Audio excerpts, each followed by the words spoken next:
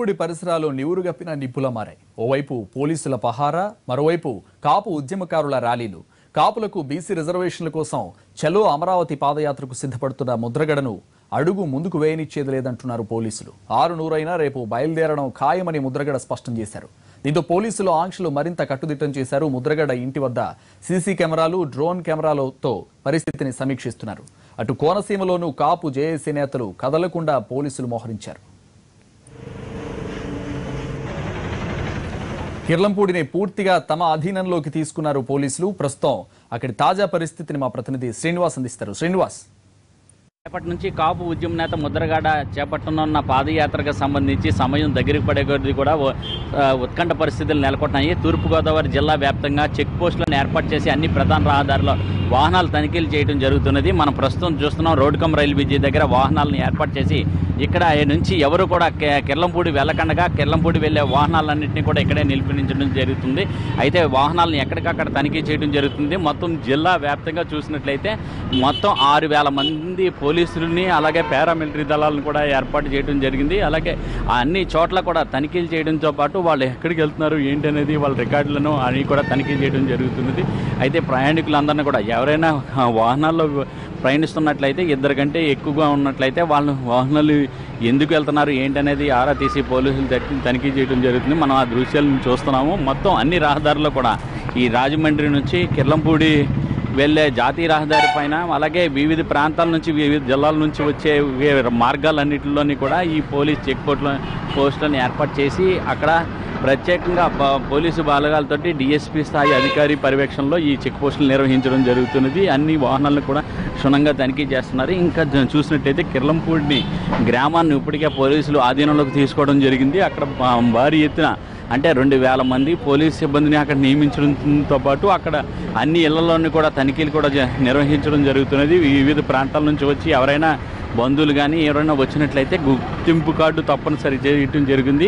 Aadhaar card, గుర్తింపు card చూపించిన వాళ్ళు మాత్రమే ఆ గ్రామంలో అందించడం జరుగుతుంది. మిగతా వాళ్ళందరినీ కూడా బయటికి పంపించి వేయడం జరుగుతున్నది. అలాగే మీడియా కూడా ఎలక్ట్రానిక్ మీడియా కూడా అనుమతి లేకుండా ఆ ఏరియాలోకి రాకూడదని చెప్పేసి ఇప్పటికే ఎస్పీ ఆంక్షలు కూడా విధించడం కూడా జరిగింది. ఎవరు కూడా లైవ్లు టెలికాస్టులు కూడా చేయొద్దని చెప్పేసి ఇప్పటికీ కూడా అక్కడ ఆంక్షలు విధించడం జరిగింది. అలాగే ఇంకా మరో పక్కన చూసినట్లయితే తూర్పుగోదావరి జిల్లా వ్యాప్తంగా ప్రధానంగా కోనసీమ ప్రాంతంలో కూడా ఎక్కువగా పోలీసు బలగాలను ఏర్పాటు చేసి అక్కడ కూడా ఈ తనిఖీలు చేపట్టడంతో పాటు ఇప్పటికే పలు కాపు సంఘాలకు నాయకులు కానీ నాయకులందరి మీద కూడా వివిధ అనుమానంతో ఆ బైండ్ ఓవర్ కేసులు కూడా నమోదు చేయడం జరిగింది. మొత్తం జిల్లా వ్యాప్తంగా అనేక మంది పైన ఆ తుని ఘటనలోని ఆ రోజున తుని ఘటన జరిగిన రోజున తుని మీటింగ్కి వెళ్ళిన వాళ్ళందరినీ కూడా ఇప్పటికే పేర్లు వాళ్ళందరికీ కూడా సేకరించి వాళ్ళందరి మీద కూడా బైండ్ ఓవర్ కేసులు నమోదు చేయడం జరిగింది. కాపులకు సంబంధించి కీలకంగా కాపు ఉద్యమాలకు పాల్గొంటున్న వాళ్ళందరికీ కూడా ముద్రగడ పాదయాత్రకు అనుమతి లేదు.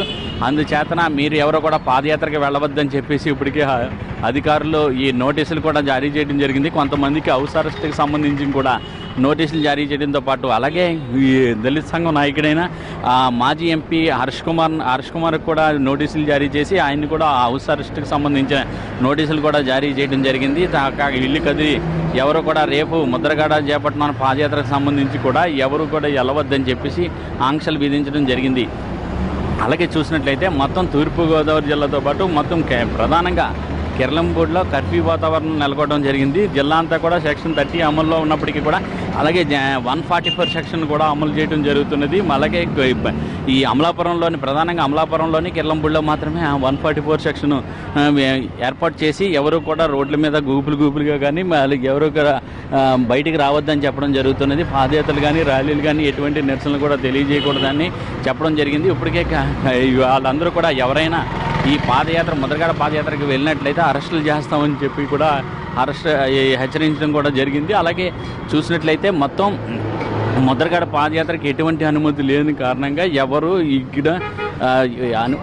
ఎటువంటి ఆందోళన కూడా చేపట్టకూడదని చెప్పి హెచ్చరించడంతో పాటు అలాగే వీటికి సంబంధించి చూసినట్లయితే పోలీసులు ఎటువంటి అనుమతి లేదని చెబుతున్నప్పటికీ కూడా అయితే కాపు చేసి నాయకుల మట్టికి తాము ఎట్టి పరిస్థితుల్లో కానీ ముద్రగడ ముద్రగడ కూడా చెప్పడం జరుగుతున్నది. 26వ తారీఖున ఎట్టి పరిస్థితుల్లో కూడా తమ పాదయాత్ర నిర్వహించడం జరుగుతుందని చెప్తున్నారు. అలాగే కాపు సోదరులందరూ కూడా పెద్ద ఎత్తున తరలి రావాలని చెప్పేసి ఇప్పటికే మొత్తం రాష్ట్ర వ్యాప్తంగా కూడా వాల్ పోస్టర్లు అంటించి వాళ్ళందరూ కూడా ఆహ్వానాలు పంపడం జరిగింది. అయితే వీళ్ళందరూ కూడా కాపులందరూ కూడా పెద్ద ఎత్తున తరలి వచ్చి రోడ్లపైకి వచ్చి నిరసన తెలియజేయాలని ఓ పక్కన ముద్రగడ పలుపు ఎత్తునే ఎట్టి పరిస్థితి తమ ఆందోళన కొనసాగుతుంటుంది. ఎటువంటి పోలీసులతో అడ్డుకున్నా సరే తమ మట్టికి ఈ పాదయాత్రను విరమించే ప్రసక్తి లేదు, ఇది నిరవాధిక పాదయాత్ర అని చెప్పేసి ఆయన హెచ్చరించడం జరుగుతుంది. ఇటువంటి పరిస్థితుల్లో మొత్తం తూర్పుగోదావరి జిల్లా కూడా అంతా కూడా ఉత్కంఠ పరిస్థితులు నెలకొంటున్నాయి. కెమెరామెన్ అశేష్ కుమార్తో శ్రీనివాస్, ఎన్టీవీ, రాజమండ్రి.